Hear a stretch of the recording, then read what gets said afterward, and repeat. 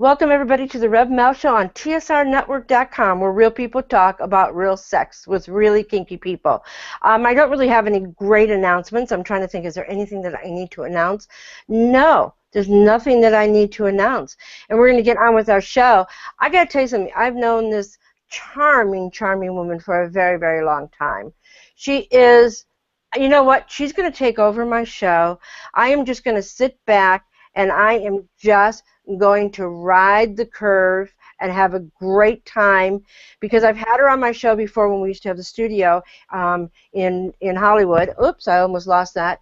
And she is awesome. She will take over the show. It is going to be all about her this evening. It's going to be the Carmelle La Show. I want to introduce my wonderful guest, Carmelle. Welcome. Woohoo! Woo! Am I online? What? Am I on now? You're on now. Oh, okay. Hi, everybody that's watching. That was such a nice introduction. Wow. That was so nice. You've always flirted with me, but we've never had sex. We've never done the nasty. We've just flirted back and forth with each other. And, you know. Always had a good time. Well, you have such a great, crazy, wonderful personality. It's always fun to be around and talking to you and stuff like that. But right now in the chat room so far, we have Heather and we have Art. Oh, wait a minute. Art Miller. Art Miller, you missed the last show with Nikki Nefarious on, and I know that you know that, and you missed that show. So I think that you're due for a spanking. So there'll be more people coming into the chat room. There'll be people hanging out. And so what is he saying? Ride the curve. Yeah, he wants me to ride you like the curve. Oh, come on. That's always good for a nice ride. You always can do a nice ride. So, yeah. You're in New York at the moment.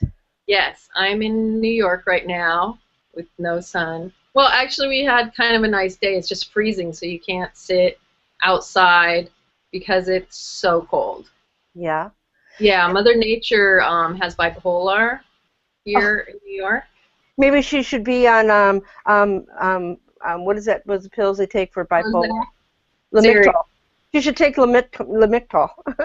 Yeah, over here. So next month I come back in like 2 weeks. In April to do the exhibit at the Leather Heat Conference. So if you're not attending the Leather Heat Conference, the first day is the only day. Thursday night is the only night that's free to see the exhibit. The rest is only for conference attendees. Oh, that's good to know. Yeah, so if you're gonna, because I had to have something where it's open to the public. No photos though. No photos, no cell phones, nothing. I have security. Because I made a contract with all the people that let me take their picture when they play, and although these photos eventually will be in an archive, we don't want them out there until everyone's a lot older and retired from their jobs. Let's talk about that. Let's talk about what you've been up to, what you're doing, and what has inspired you. So give the audience a little bit of information on how you got started and why you started doing this. And some people, if they don't know you, then they don't know what you're doing. So let's explain to them what you're doing. Well, a few years ago, a friend of mine passed away, Edith Speed, otherwise known as Sabrina Belladonna, and I put a portrait up of her, and people actually had it banned from Facebook, and they tried to change everything about her history, and they were trying to make her out to be this like heaven's angel, and she would never want to be heaven's angel, believe me. Why did they ban her picture, first of all? Well, there was a bit of nudity in it, but just light. It wasn't like, some of the people out there. I really don't know. I believe it was flagged by a couple of particular individuals that basically wanted to preserve Edith's name as someone that they saw as her being a dominatrix as a bad thing. And she was very proud of what she did. And she had no bones about it, you know. But, you know, they felt it was a picture of her in leather and, you know, looking hot. And these people, after she passed away, it went up about 2 days after she passed away. And then they had it banned. And then I just watched these people try and change the history of her and everything that she'd done, and she was so much fun. I mean, she was amazing, you know. We went to pony play, you know, events. She was so, I had never ridden on a man until, on a saddle strapped to a man until I met her. And that was probably like 2000, maybe even before that, 99 maybe. Went to a big event out in the country. So you've never ridden on a man? Well, we put a saddle, a pony saddle or a horse saddle on his back for me, and then I rode him like that, you know. And well, you know, I'm always down to bring sex into the conversation. Of course, it's fine. I love sex. Sex. You know, you can tell who's angry. You know, the wars, if they just aren't getting the sex they need.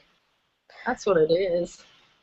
Well, ISIS is getting all the sex they need now, but they're doing it the wrong way. So sorry, don't politics. Exactly. So Art Miller in the chat room, he says it's cold here in Los Angeles today. He says it dropped down to 65 degrees. Thank you. Stop. Thank you for the report. And he also said, Heaven's Angel is our Mel. Already taken. Oh, thank you. So people like there's a lot of people that like the photographs that you took. Yeah. So what happened is I'd already been actually for years photographing people in the leather community. I'd always volunteered to take pictures of title holders, and you know, and it was my way in also to have sex with people. Because, you know, I found some of these leather women very hot, so I'd say, hey, you want me to take your picture? Yeah, you know. You consider yourself every photographer is a pervert. So are you bisexual or are you lesbian? I'm a lover. A lover? Yeah. I have sex with who I want to. So you don't have sex with the gender, you have sex with the person. Yeah. I like that. I like that a lot. I hate all these words sometimes. Like, I wish that maybe if they were in like Latin or something and they sounded better, then I could conform to that. But I just like the word lover, because then, you know, once you start saying, oh, I'm bisexual or I'm gay, then, you know, hey, that might be powerful to you, but I feel it constrains that what you may feel in a month or in a week or walking down the street or sitting in a bar. I go to a lot of men's gay bars, you know, and I hang out. Yeah, and why should I conform to what's, you know, oh, well, you know, I have to say, oh, I'm sorry, I'm bisexual. I only have, you know, men that look like gladiators. That's it. Ooh, perk. I saw Spartacus. I saw Gladiator 28 times. If I had a dick, it would be getting hard. That was, damn. They were cut in that. Well, Spartacus, I found out that the reason why I think my wonderful friend David told me, who's sitting here in the audience watching the show, wishing that he was drinking his wine right now with a certain person. Let me tell you the story. David. Yeah, I should have got some water or something. I forgot to bring something to drink. There was a knock at my door, everybody that's watching the show, and it was my wonderful friend David, who I've adopted. I forced them into my family. Him and I call her Candy. Yeah, I forced them into slavery, into my family, and he's knocking at my door, and I'm shocked that he was there. And then he says he was waiting for our wonderful guest to show up. I go, she's in New York. Did he really bring wine? He brought wine. I think he brought crackers or something else too. Yeah, he brought food, and he's sitting in the small little studio area where it's really hot. There's no air conditioning on right now because he loves you. Oh my God, he's crazy. Yeah. And Art Miller, you put a question in there, but we will be talking about that question that you put in there in just a few moments. And guest 651 says, "Hi, Carmella. It's me." Hi. Is that Raven? Raven, R-E-V. Oh, which Raven? Sleepy? It's R-E-A-V-E-N. How's that? That's not Raven, it's Reven? Pardon? Reven. Ooh, I don't know. Reven? Yeah. And they said you're doing great work. That's wonderful. So Thank you. and more people will come in, as the show progresses. What really happens a lot is that about 15 minutes before the show is supposed to end, all of a sudden a whole bunch of people come in.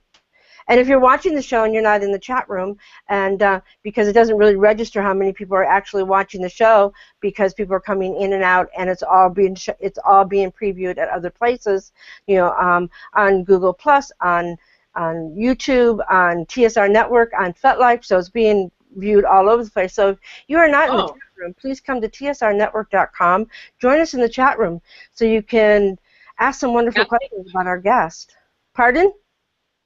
Yeah, they can ask me questions. Well, ask me anything.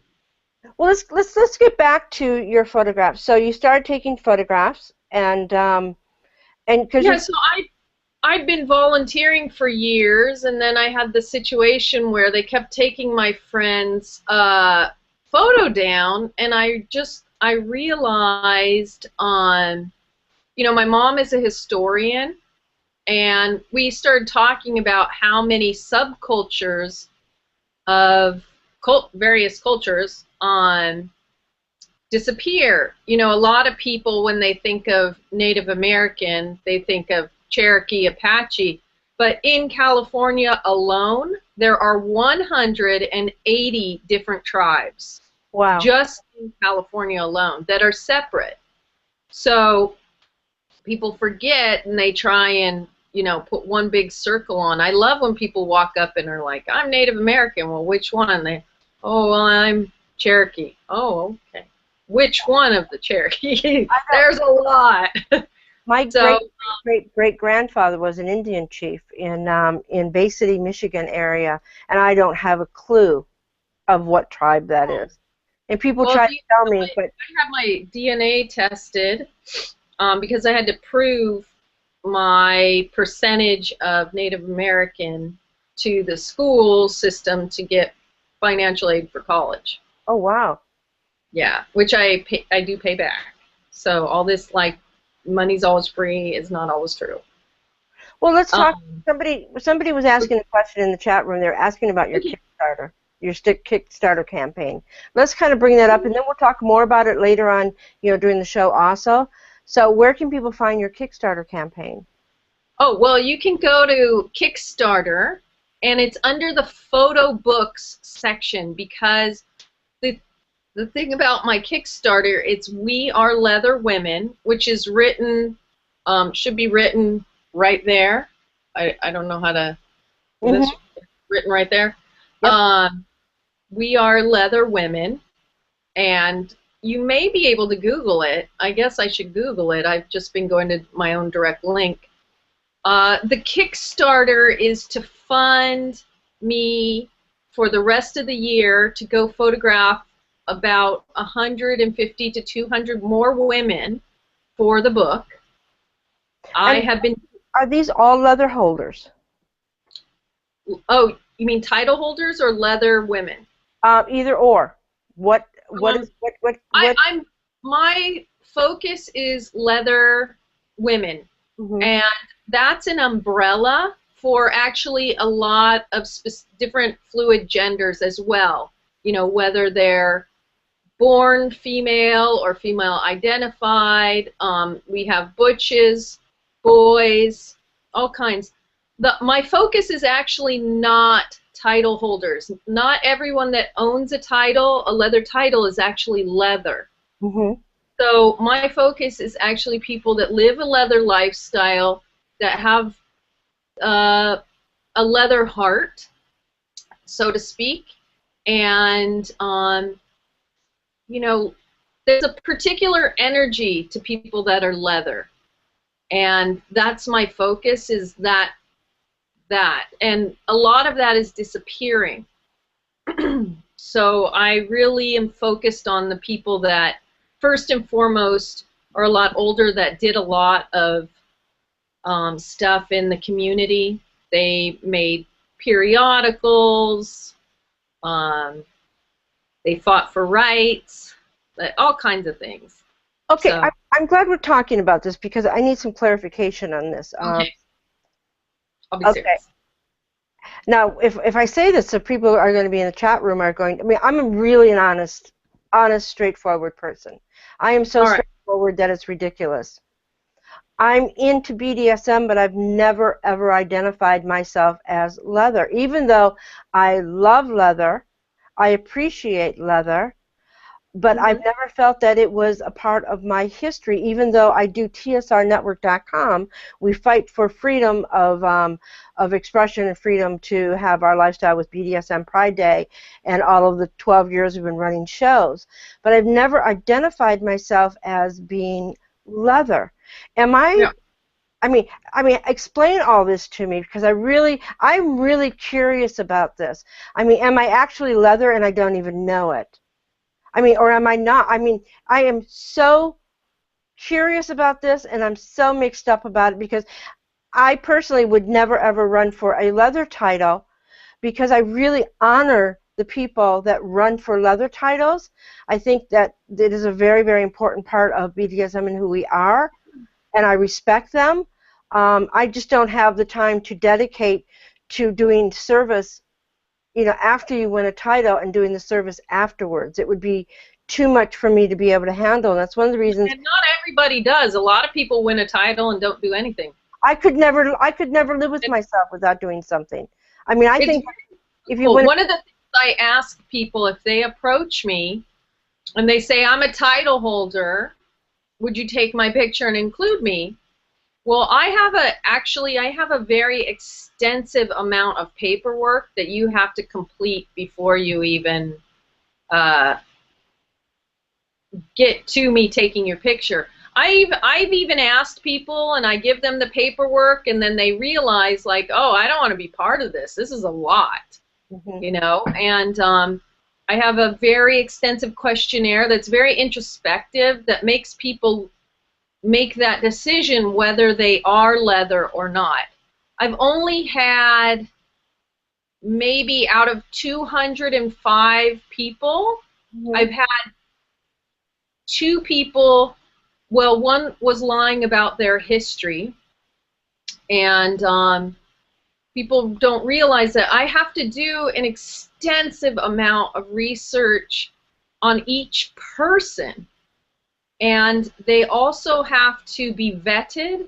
I don't know if you know that. They have to have references. Even if they've been in the community and their face is seen everywhere, I don't care. If you say, I was in the 90s, I did this, that's nice. But I need people that can actually put their name down alongside yours and say, hey, this is true. And some people I can't include because nobody will do that for them. If anyone ever says to you, oh yeah, I've been around a long time, Google me, that means that they usually wrote their own bio, and who knows where that came from, you know? Well, I have to do extensive. So when you're saying, like I asked you, but you know, you didn't respond, and I cried, and you asked me what? I'm just kidding, for all the people. Because I asked you before if you would be included, if I could take your portrait. I never received that email. I am the worst. I was sitting next to you in the van. It was probably we all forgot. It was the wedding. Our memory. It was the wedding. I just had to throw that live scene. Talk about edge play. Oh, we were all in traffic. we were all hyped up on the wedding. Sorry, I have to say that. Yeah, that was an amazing evening for people that the gentleman that's sitting next to me here in the studio is David, and his wife is I call her Catty because I never say it right, so I picked both of them, and I married them, and Carmella took their photographs, and you were one of the witnesses, and it was an awesome evening. So we had fun. great. Oh, we drove, Art Miller says, in the van. We drove from Los Angeles to Palm Springs, and they got married underneath the dinosaurs. And it was in the evening. It was bumper-to-bumper traffic. We had a wonderful, wonderful time. And if you asked me in the van, I was probably, you know, yeah, we had a great time. You were in the back seat having a great old time. We had so much fun. But, and I want to get back to leather and get back to. I'll tell you the reason why. You wanted to know what leather is. Is that what you're asking? Yeah, and the reason why I'm asking this question is because I was nominated for an award, the one that they have downtown. I can't remember the name of it. I've just. Pantheon? Pardon? Is it the Pantheon? I think so. Maybe yes. Maybe my mind doesn't work like it used to work, but. I sat there in the audience and I listened to what the people that won and what they did, the commitment that they made to their community. I mean, it was one after another after another. I'll tell you something. Gay leather men are amazing people. They are such extraordinary people who believe in community, who identify with that wonderful phrase called leather. I mean, they are the true essence of leather. And to listen to how they did all of their fundraisers, how they supported, how they helped out, I mean, all the other awards that they have won and the work that they have done. I sat in the audience and I was just filled with so much joy of listening to what these wonderful men and women have accomplished. It made me cry. It was a spectacular night. There's some amazing people. One of the things is the difference between the title holders in the beginning compared to now. There is quite a difference. The fundraising's a lot different. It's a lot more difficult. And title holders, a lot of them were, there was a huge AIDS epidemic. Yes. And a lot of the title holders, there's an unspoken couple things that they did. And one thing is, if somebody died, a lot of them went to the homes and cleaned the homes up before the families got there. If somebody had very expensive HIV medicine, which was very expensive in the 80s and 90s, it was very expensive, they would take the medicine and, it was almost like, because people were dropping dead like crazy, they would take one person's medicine and take it to another person to help them. Whoever needed help, they were taking medicine and cleaning, and fundraising to pay people's rents because they were dying in their beds and had nowhere to go. I mean, it was a whole different time and place, and the amount and extent of love and caring and passion that these title holders had, I rarely see. I rarely see anymore. I don't see that anymore. I agree with you. I have seen title holders win a title, and they don't do anything else for the community, and they do it for the title. You got to have the heart for it. It's got to be in your heart. You got to be strong, and the minute you get a title, you also become basically a target as well. So especially with social media now, you become a very an easy target for people. So you have to really be strong, because we, you know, technically in the leather community, maybe around the entire world, is only about 200,000 people. It's not that big. It's very small. It's very tight-knit, and everybody knows each other. You know, in some capacity, a lot of people know of or have heard things like that. So, you know, the minute you have a title, and if you don't do anything, everybody knows. If you do something, everybody knows. And especially with social media. And, you know, a lot of people try and do stuff in their own hometowns for the people there, or they pick a cause. You know, there's amazing things. The Leather Heart Foundation is really a phenomenal foundation that a lot of people raise money for, and they help people in the community as well. So everything feeds into, you know, pots, so that if anyone needs help, you know, this title holder will have raised $700 or $4,000 towards the Leather Heart Foundation, and then the Leather Heart Foundation will help various people in the community, you know, things like that. So everything is very connected. So our microcosm of people, as much as we have like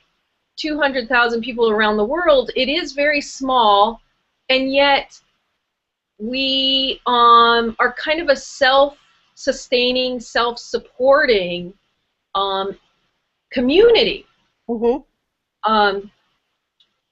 most amazing thing that I have found over the years and really become aware of is that when people come into the leather community and they decide to have a company or have an event to try and actually make money that will make them rich, they usually will fail, because the leather community, it's almost like its own orb, its own world. So nothing goes out. It kind of feeds itself.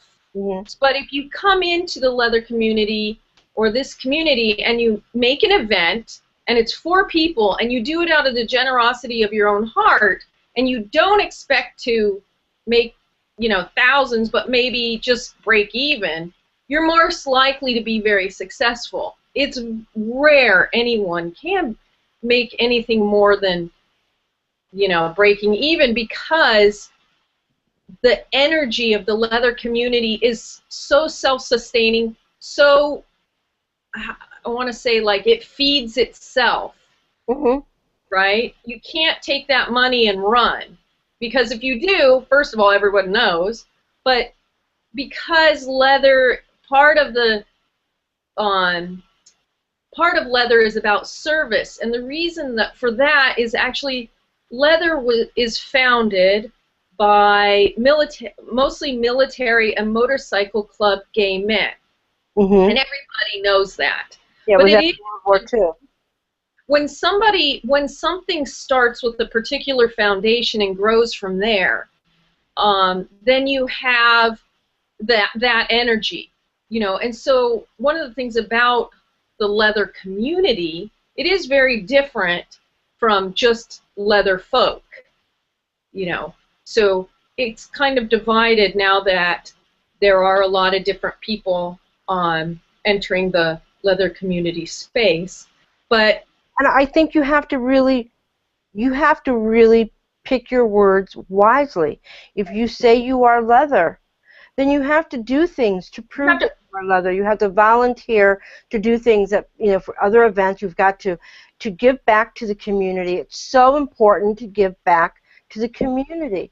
And that's why when people have said to me, why don't you run for a leather title? I said, I could not do it justice, because I respect it that much.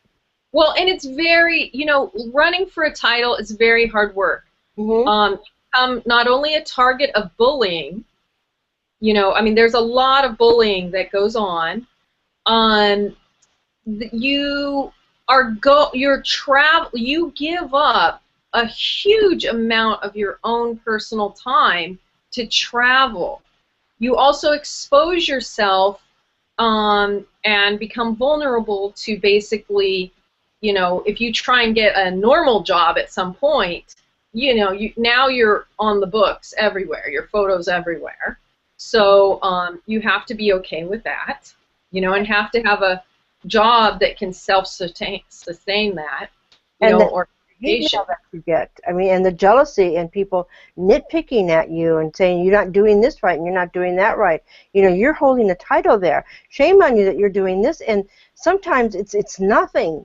And for the people that I've met that have been title holders, I mean, they really work hard, and there are some that are title holders because they wanted that in order to further their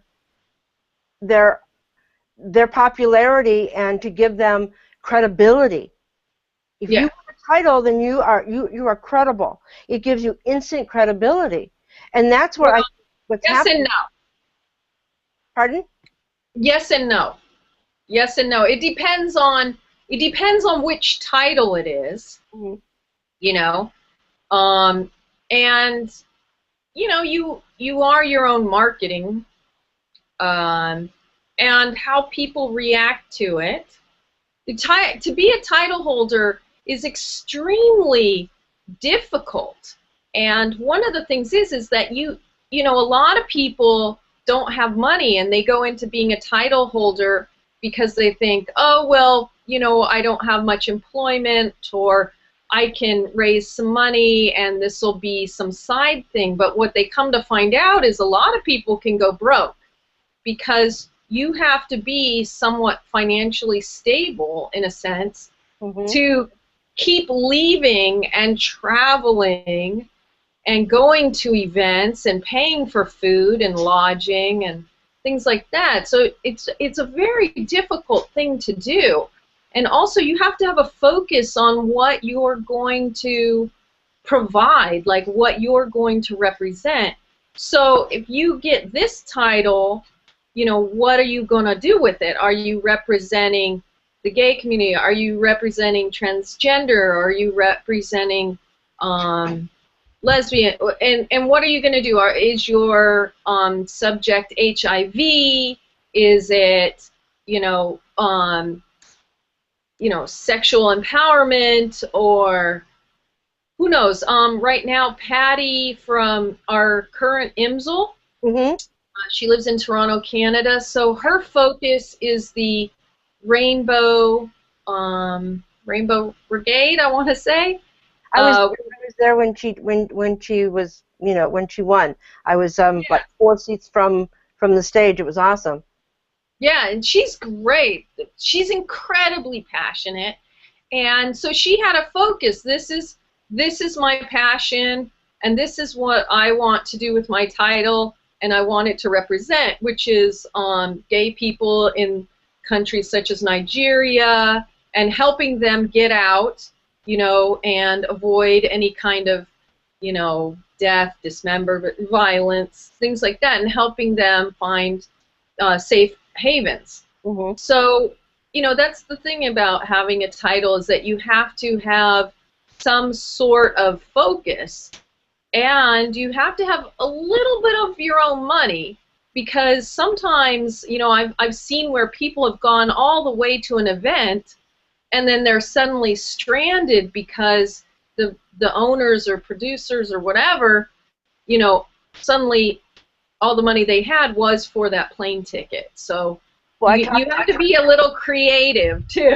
I talked to our little friend from Alaska quite a bit while she was doing her traveling when she was the last leather holder for EMSL, and it was amazing, her story on how she traveled around on buses and, you know, stayed at people's houses that she didn't know, and she had to rely a lot on the kindness of strangers. And she stayed with me. Did she stay with you? I think she's adorable. She stayed with me for like 4 days, I think. Yeah. She's adorable. I met her at Folsom, and then she was on my show. He's not the only one that, you know, has had situations like this happen. There's a lot of people actually that have had situations happen where they get to an event and all of a sudden it's like, uh-oh, we didn't budget this right. And it's it takes everybody involved. It's not just one person, but it takes everybody involved too. You know, even yourself, you got to make sure that, you know, you got to take care of yourself first and foremost. The new promoters are awesome. I mean, they're absolutely, you know, two amazing women. They're awesome. Yeah, Dara is such a wonderful person. I've known Dara for quite a number of years, and I actually have videos of her boot blacking my boots that I took years ago. I would just sit there with them. I'd say, "Can I videotape you?" And now, like, I never thought about putting them into my documentary, and every once in a while I throw in a video of her.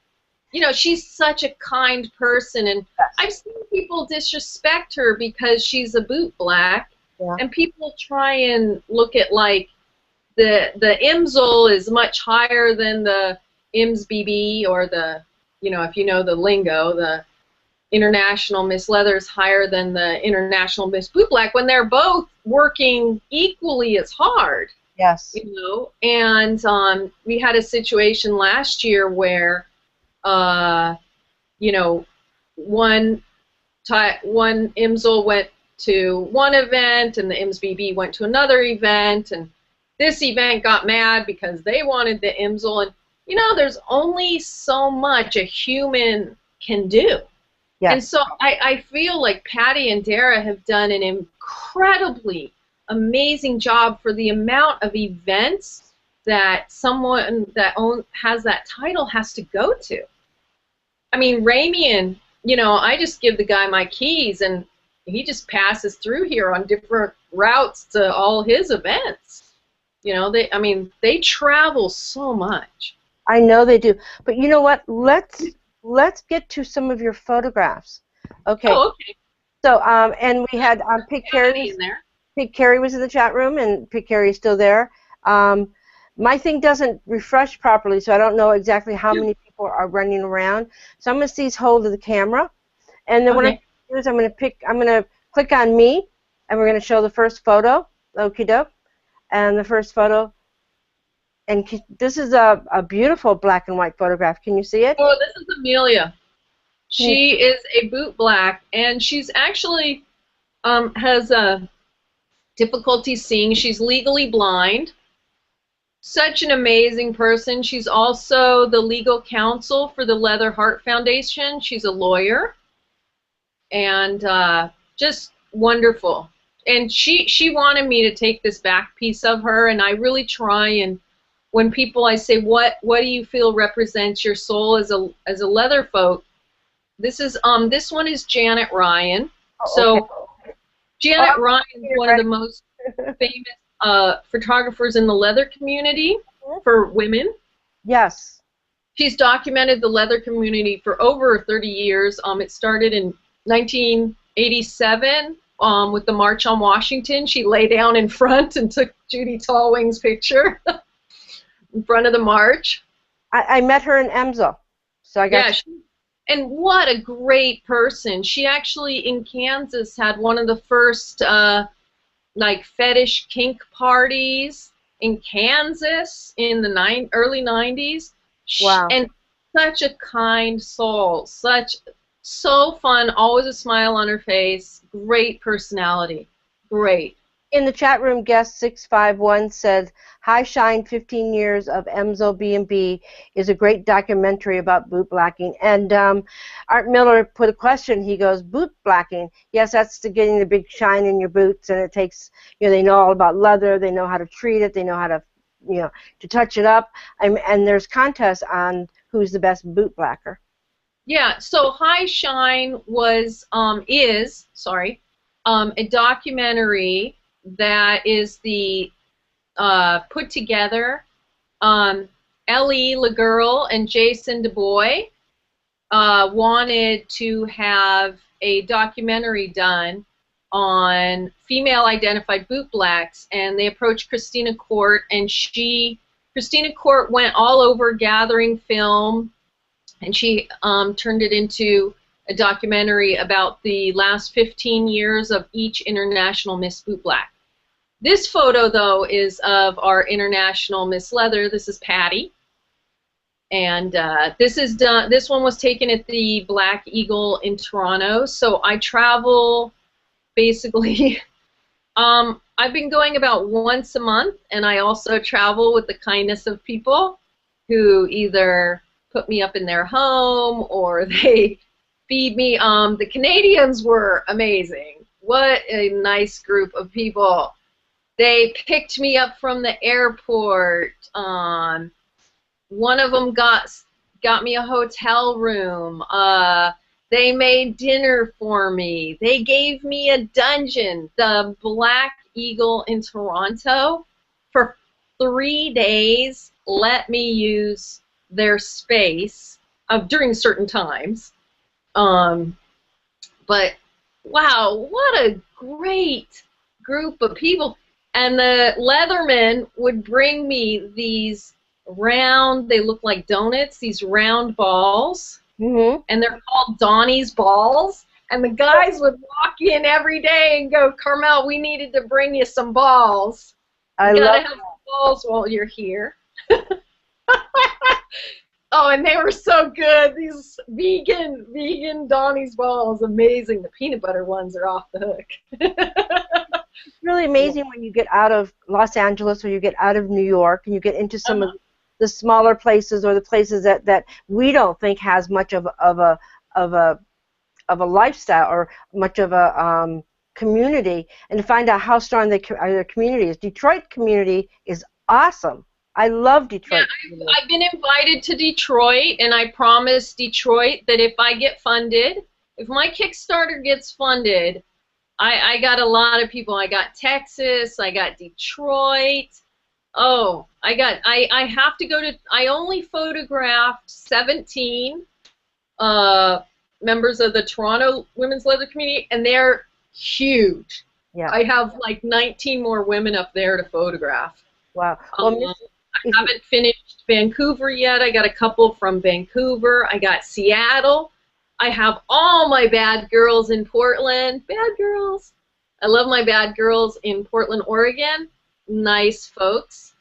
One of the longest running leather, still continuous women's clubs in the leather community. They're over 25 years old now. Great. Actually, one of their members is designing the Leather Women's shirt right now. Fabulous. I hope she gives me the design soon. I'm freaking out. If you get to Detroit, you have to photograph Miss Lily. Miss Lily. Miss Lily. She is leather all the way. She has done so much for the community. She is a icon in the Detroit area. But let's get to one more of your photographs. There we go. Okay. That's a fabulous photograph. So a lot of people, now she hasn't been around a long time. She's been around like about 10 years now. So for me, that's not a long time. But she had really good references that really love her. She helps out a lot in the community. She helps with different events, and she puts on a Leather Women's Night at one of the bars. She's great. Super nice. Her and her wife, her Butch, incredibly nice people. Yeah, love them. Giving back to the community is very important. Doing service. Yeah, you know, I didn't have a space for a couple days, and they rented me a hotel room to photograph people. Wow. This is Pony. So she's IMSL 2009. This was actually taken at the High Shine documentary debut. Pony came in for the debut, which was really nice. You know, she flew in for the day, and she was just walking through. She's actually, I just made her stop for 1 minute and took this shot real quickly. And she actually had a leather crown. Her crown is leather. Such a nice person. Yeah. Well, it's so sweet. It's really amazing because interviewing to me is like taking photographs for you. It's documenting our history. It's documenting the people that have made a difference in our community. I mean, when I go back 12 years and to look at either the audio or the video interviews that I have, of such amazing people in BDSM. I mean, this is our history. It's so important.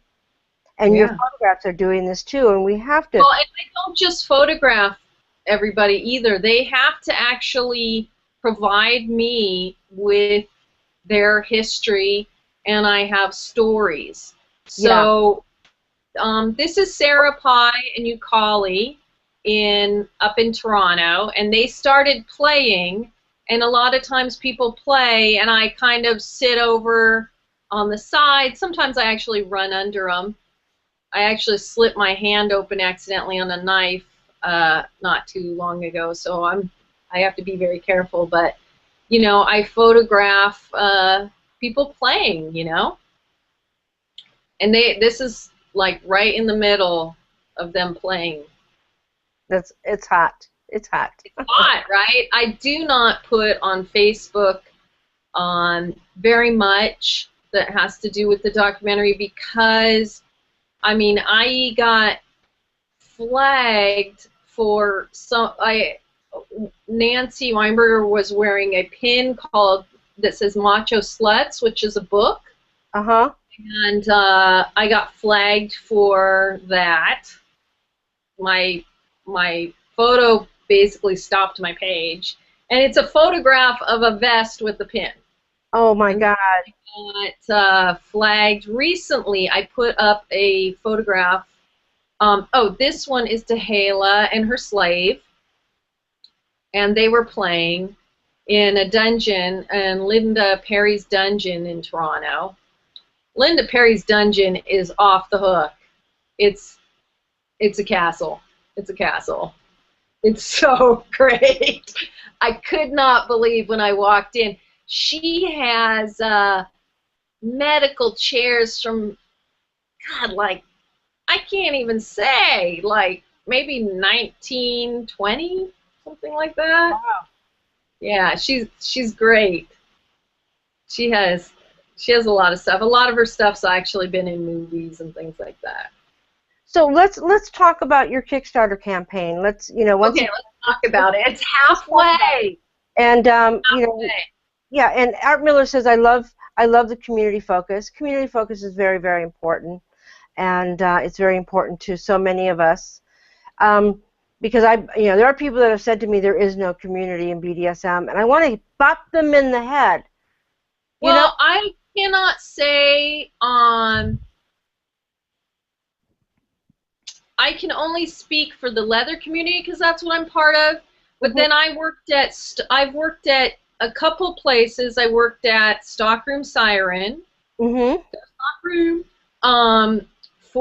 I've worked there on and off for years, and I worked at other various places and provided, I call it retail therapy,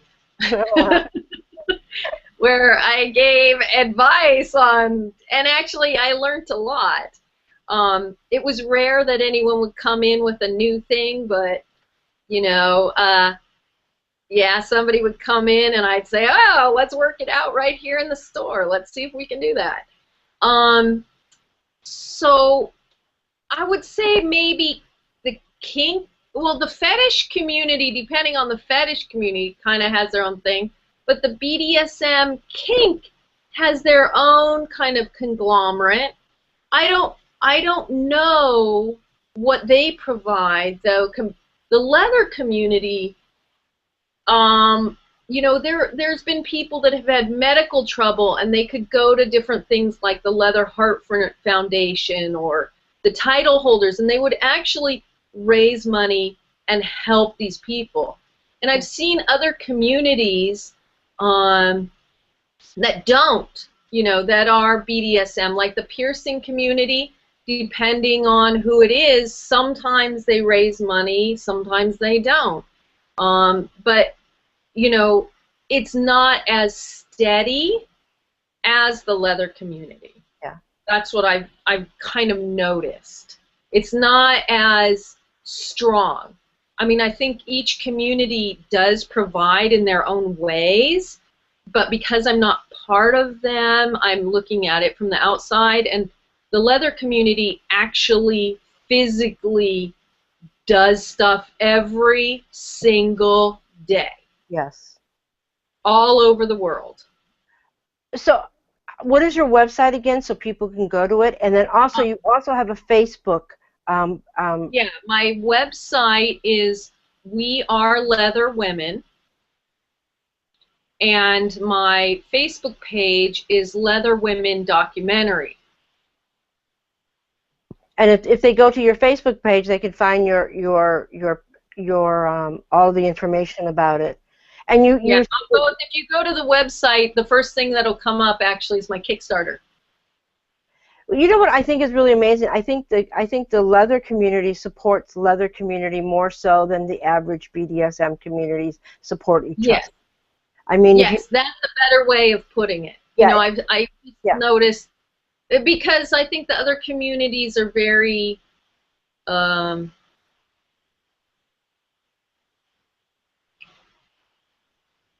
you know, because the leather community actually has a foundation by a group of people, that and then the multiple groups came together. So with the other communities, I don't think they have the same type of foundation, but I don't know. Yeah, like I said, I think to wear leather, to be part of the leather community, I think it's a great honor. And I think people have to work for that honor, and I think they have to prove themselves, and that's something that I've learned from Guy Baldwin and so many other people that are involved in the leather community. Utmost respect, and I think because they support each other. Guest 651 says, I think it has to do with living through the AIDS epidemic that binds us in spirit of helping our community. I will have to agree with you on that. Actually, it's much more than that, because in the they had to, even before the AIDS epidemic, they had to hide because of their sexuality.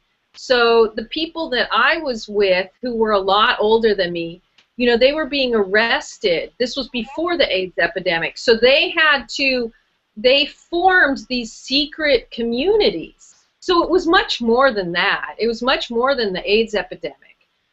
There were waves. So the AIDS epidemic was a wave through the community. Do you think that we've become a popular culture thing now because of 50 Shades of Grey, of people wearing collars, people dressing? No, I'm talking about into the general public, that they view us as just a fad of some sort. Oh, I'm going to wear leather and I'm going to look like I'm a leather person. And so the weekend warrior. Yeah, the weekend warriors. Yes, we have a lot of weekend warriors. I mean, well, you know what? I also feel that if anybody you know, I had to deal with a lot of weekend warriors, and the hard part for me is that the difference between saying you're a master in leather and a master in BDSM, it's different, because in leather, in the past, people had to really earn it, and you can tell who's actually qualified, and most often they have some sort of military background, because you can tell a lot of the people that have military background, I mean, that's their focus. You know, leather is about being honorable and having all these steps and things that they go through and they follow, and so when you have the weekend warriors, I actually, you know, more power to people that want to come out and dress up and have some fun, you know. The problem is, it's not 50 Shades Grey. No, it's not. In 1986, I bought every single one of Anne Rice's Sleeping Beauty that I could find. You remember those? Oh, I read all three of them in one weekend. Yeah, and I tried that stuff on people. Those people don't talk to me anymore. You know, it was very dangerous. You cannot put honey and do these certain things on people that, you know. But I was pretty young, and I said, well, you know, so 50 Shades of Grey is nothing. I mean, every you know, 10, 20 years, something's going to come out that the normal public thinks is shocking, and it's not. Well, Friday night at the Lurdasad, in my class, it was standing room only. In fact, Yeah. it was so jam-packed. And these are all new people that are coming into the lifestyle. And so I take great pride, because I've been teaching for 12 years there, and I take great pride in teaching new people that are coming into the lifestyle. And it's really amazing to see how they want to learn. They want to educate themselves, which is going to bring me next to this next question from Art Miller. He says, how does one join the leather community, and is there a rite of passage? It's $5. You gotta walk over some, buy hot some rock, put a patch on it, and go, hey, no, that's no. It's service. It's giving back. I'm sorry. I says it's service. It's giving back. It's caring about the community. Well, the thing is that also within the leather community, because it had a certain foundation, you want to decide, like, it's almost like you need to decide, actually, are you straight, are you gay, are you bi, are you trans, and then which way do you want to go? I mean, we have everything from the Janus Society to we have TESS here in New York, TES. We have,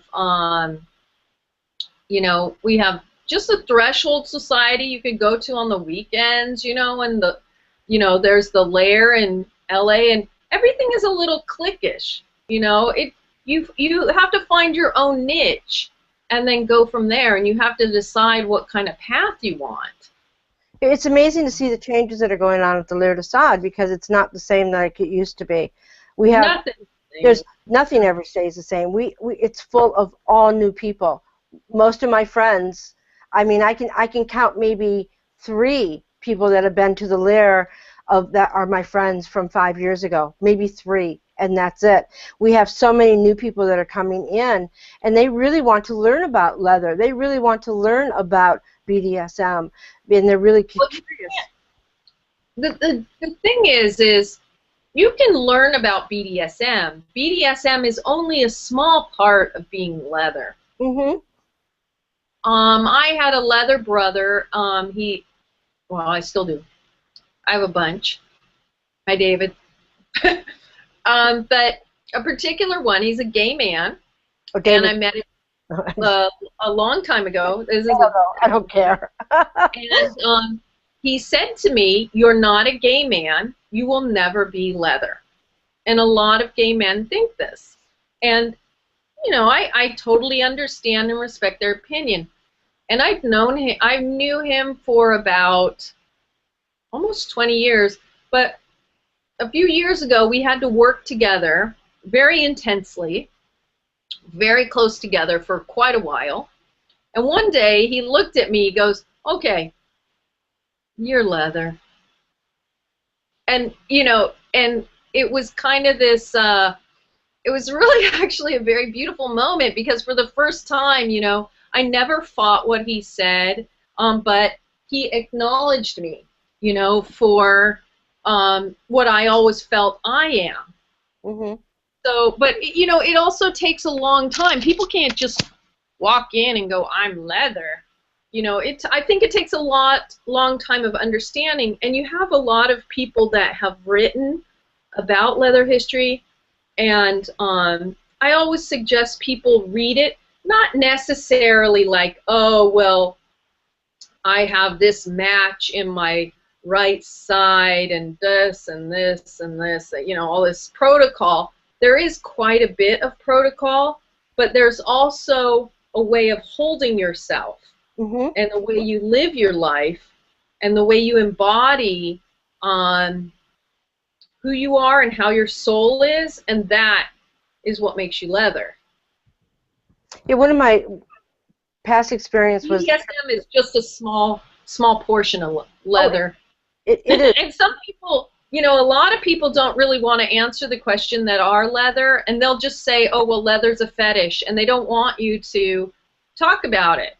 A lot of the older community, they don't want, it's almost kind of like a secret that they hold, and they'll just say, "Well, leather's a fetish," and that's it. But it's a lot more. It's a lot more. It's kind of like people that have been through a particular thing. They all embody that same feeling together. So Art Miller in the chat room says, does this go back to defining the leather heart? And then he puts, I'm leather. And yeah, I think I have a leather heart. I do. I think you do, yeah. And, you know, and I respect the road and the journey that so many came before me to get us where we are today. And but you've also done a lot. Oh, I just showed. How many years did it? What year was that I was on your show? I don't know. I don't know. That was like 2005 or 6. Well, we've been doing it for 12 years, so and it was a long. Yeah. I think it was 2000. Because I think I've been on your show twice, or maybe I came once. I think I helped. Maybe. Yeah, we've been doing it a long time, and we're back up and running. Before we closed our studio, we had over 4 million people watching our shows, and now we've had over 800,000 watching our shows. What I like about the fact is that pardon? Were there 800,000 people looking at me right now? We get most of our viewers from watching the recorded shows on YouTube, because it stays on there forever. You're welcome to take this interview, and you're welcome to copy the embedded code and put the player onto your website. And you're welcome to share it with as many people as you wish. Because these interviews are so important. They document our history of BDSM, our history of leather, and that's why we do it. It's as a female dominant. This is my way of giving service to a amazing community that has given me so much. And you know what? You have been doing this a long time. I don't think people realize how long you've actually been doing. I don't think I realized how long you've been doing this, but you have, and that's dedication. Either that or I'm nuts. That too. Well, I hope you are. I hope you are. Those Taurus, they never give up. They keep pushing. And I appreciate what you do. I get some really good information sometimes off your show. Thank you. I admit, I just pop in and I kind of watch. And a lot of people do. I mean, we have, I watched, the figures. What happens is that once it processes on YouTube, it goes back to #1. So we lose all of the viewers that we were watching as far as, for our numbers. And then you got to watch it build back up again. So it's pretty interesting to watch, because we never know the amount of people that are actually watching at the moment, because it's constantly moving. It will say a certain numbers, and then it will drop down to almost nothing. You see people in the chat room, and they're watching. Or people will come up to you and say, hey, I watched your show on Monday, it was awesome, but they were never in the chat room. So many people watch our shows without even revealing themselves, and I kind of like that. That's the reason why we have it set up the way that we do, that you can watch the archives. I think it's important. It's an important part of history. What you're doing is an important part of history. It's very important that we document all this. Today I put up I've been trying Ramian, our current IML.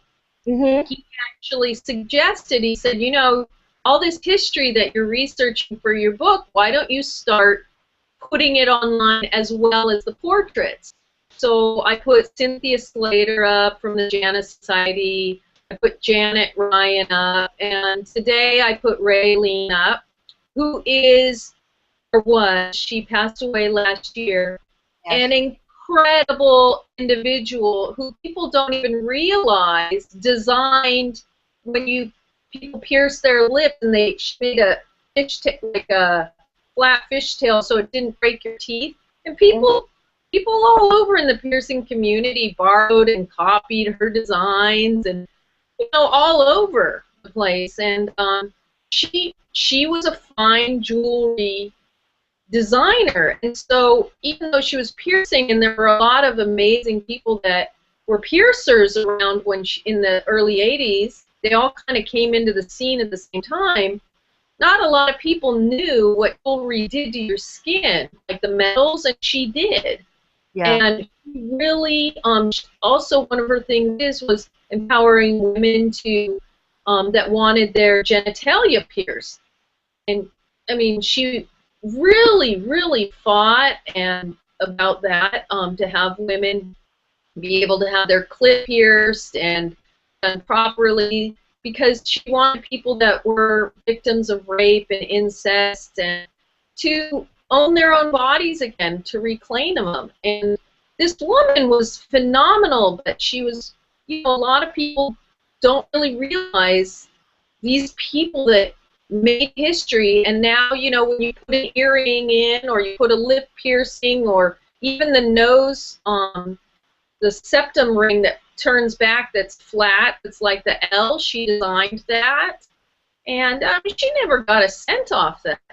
So you have all these phenomenal people. Cynthia Slater put the gay men together, she put the lesbians together, and she had everybody come together and make the leather community. So it's really important, because once you lose history, you might lose where you're at. Well, I own BDSMPrideDay.com, not because I want to make any money off of it, is because I want to unite the community as one. And my whole thought of BDSM Pride Day is for people in their dungeons to have their play parties and to support a good cause that they want to give to, not to BDSM Pride Day, not to TSR Network. You know, if they want to go to the National Correlation of Sexual Freedom or any of the leather archives, whatever, archives, if they want to donate. I mean, this is my thought, is that we come together, all of us, whether we are leather, whether we are, fetish, whether we are, latex, no matter what we are, that we have one common thing in interest, and that is the BDSM life choice. So for all of us to come together and to celebrate that. I'll come to your dungeon on BDSM Pride Day. Pardon? I'll come to your dungeon on BDSM Pride Day. You have a dungeon in New York, have a party, I mean, this all right, come to my dungeon. Okay. This is not done for ego. It's nobody will ever own that site. That site is just to be prideful of who we are.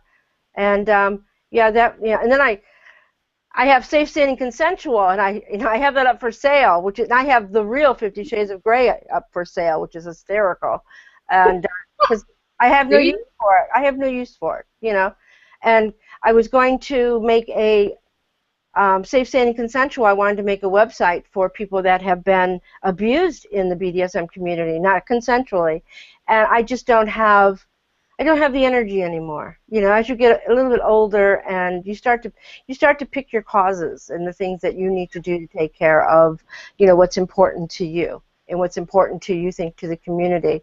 And I think bringing us all together as one, it's so important. Yeah, it is. It is. And I think that's one of the things that I'm doing with my documentary is that I'm really, really trying to show people how many women have done so much, and it's all had a huge rippling effect over and over. The woman I put up today, Raylene, I tried to get kind of a clinical history of her, and it was like people just kept writing me letters. She changed my life. She changed my life. And I was like, okay, well, what about this? Well, she changed my life and my soul. And, the thing is that everything you do, whether it affects one person or 2 million, that's what we're all here for in the long run, whether it be the leather community. Like, I'm sure that every week you touch somebody, with your show. They might not say anything, but I think it's really important. We had a gentleman that was probably on your show in the chat room when you were there, who, I cry every time I think about him. He was paraplegic. He could never go to a dungeon. He could never go to a munch. He was always in his bed or his wheelchair. His only BDSM was TSR Network. And then he discovered FetLife, which was awesome. He finally found a mistress on FetLife. He would come and watch every single show, and he passed away 1.5 years ago at the age of 27 years old. And it broke my heart. I mean, I cried. I cried for days, for him because he was such an amazing person. He was always there to support. We just had Darren has come into the chat room. Welcome. And Robert is missed. He is missed so deeply. Every time I do a show, I think about him because that's why we do what we do. There's no other reason why. And for people that say, hey, you're just doing this to raise money, you're doing this because you want to coat your ego, you know what I say to them? Fuck you. You don't know that. Well, one of the things is that this is, like, mine is, it's not about me. It's actually about all the people that I photograph. And that's why I don't put pictures up of myself. I think I put one up once and then I took it down. Well, but their story. I mean, yeah, and I get letters from all over the world. That I got one from Australia about a week ago, and she said that she lived in some part of Australia where they didn't have a lot of the community, and she didn't feel so alone. And so, it's kind of like that story about the, starfish, throwing the starfish back into the ocean. Will this make a difference in anyone's life? Well, if it's just one person, fine, I did my job. I just really feel that if people allow, if they don't know their history and they become complacent, then things can fall back. Susan Wright, I believe it was 1993, when she made the choice to form the National Coalition of Sexual Freedom. What an amazing person. In her 20s, early 20s, had a situation and went, you know what, I'm making some changes. Yep. And she's the reason I put her up, she considers herself a leather person. Got a leather heart. Not necessarily at a capacity the same as like some other leather folk, but you know what? Her service is worldwide. See, I mean, this woman works very hard. They're very seen. They're all over. I cannot say how much I admire this woman. Her life consists of educating people, giving them knowledge so that they can defend themselves. Yep. They support people. They send lawyers. She decided this, I think, at the age of like 23, something like that. What a phenomenal woman. I just recently called her. You can honor these people. I just recently called her because something came up and I can't really talk about it. So I needed to talk to her about it, and she gave me great advice. She referred me to an attorney, and then the attorney referred me to another attorney, which was awesome. And the attorney goes, "Oh my God, what an amazing story!" And the woman, the attorney was into BDSM, which was awesome. And we talked about to protect myself, for I wouldn't be called in court. These people, people say to me, well, she's not part of this type of leather community. But if you look at who she is and what she does, none of us would be doing what we're doing at the capacity that we're doing it without Susan Wright. Oh, yeah, she jumped in Detroit when the gentleman was arrested for killing his wife, and a news agency went into a dungeon and had cameras hidden in their bags and took photographs, and they showed faces of the people that were at the play party. She got a hold of the media, the news company, and says, you need to take their photographs. You need to take their pictures out completely and soften their face so nobody knows who they are. And they did. They stopped it because she was ready to put a lawsuit out on them. I mean, it's so you have these phenomenal people, and I think because of my background and my parents and my own personal, DNA, and only having access to certain aspects of history, it's really important, because if you don't know where something comes from, you become complacent, and then it washes away, and when you need it, and then it's there. But I think also a lot of these women one of the things is we're in social media and TV, we're bombarded with these images that we try and live up to. And that's not what a real woman looks like. And an important, fierce woman. I mean, the thing is, although my documentary is called We Are Leather Women, I have a lot of gender fluid people. I have butches, boys, daddies, femmes, you know, dandies, so many people that, you know, they have their own titles for who they are, and they can explain their own sexuality. And they're just these great people, and I think that a lot of times we don't see people that we can connect to, and I think that's a problem. So my documentary has kind of changed in that way. You know, people write me, and some people understand what I'm doing and are like, oh, I thank you for documenting our leather history, and then other people are like, wow, you know, I feel better because I see other people I can relate to because, you know, I'm butch, or I'm, you know, they all have different reasons. And I'm glad, even though my page is, you know, small and it's growing, at least I can offer a place for them, you know? You know, Darren mentioned something in the chat room. Darren, I'm going to say shame on you.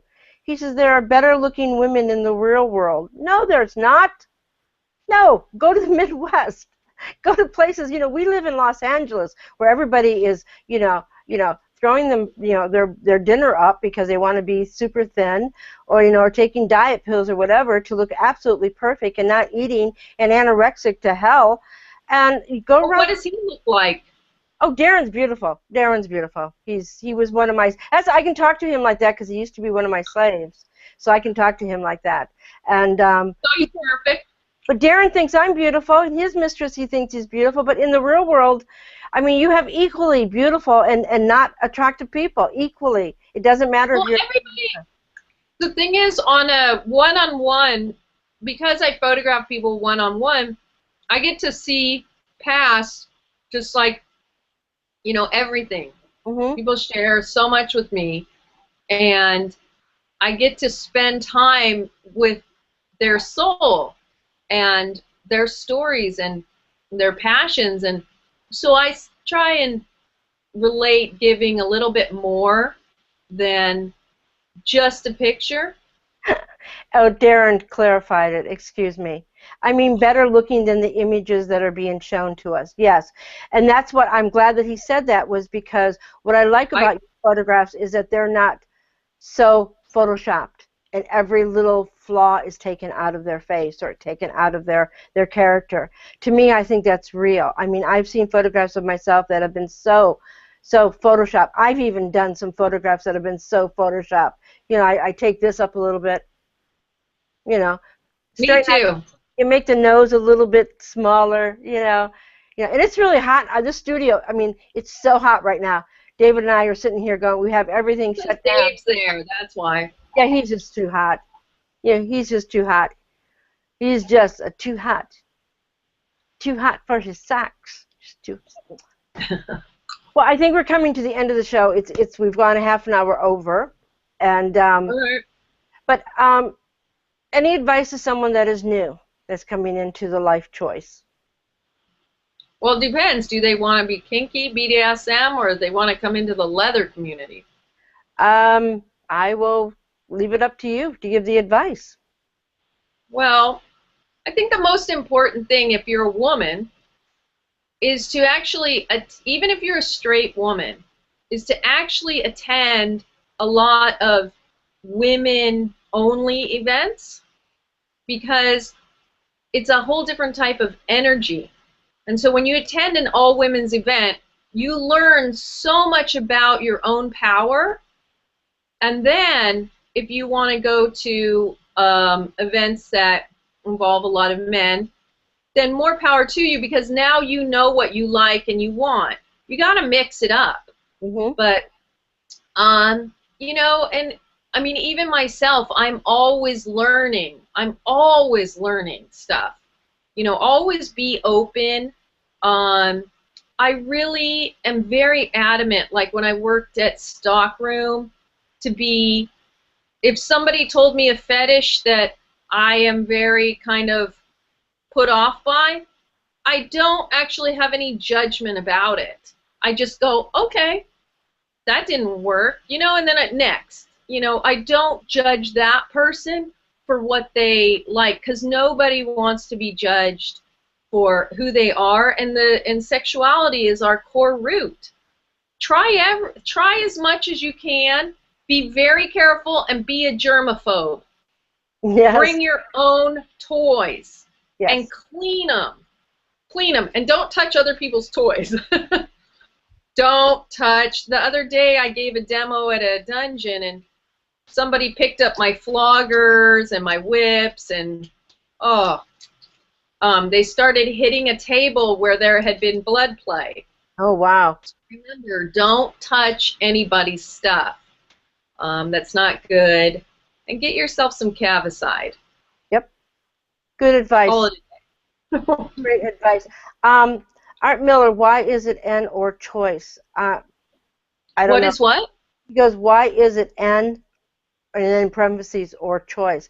I think we make a choice. I think we make a choice what we feel we're comfortable in. I think everything in our community is a choice. We can either do it or not do it. We make a choice to be present in this community. You know, that's why I call it,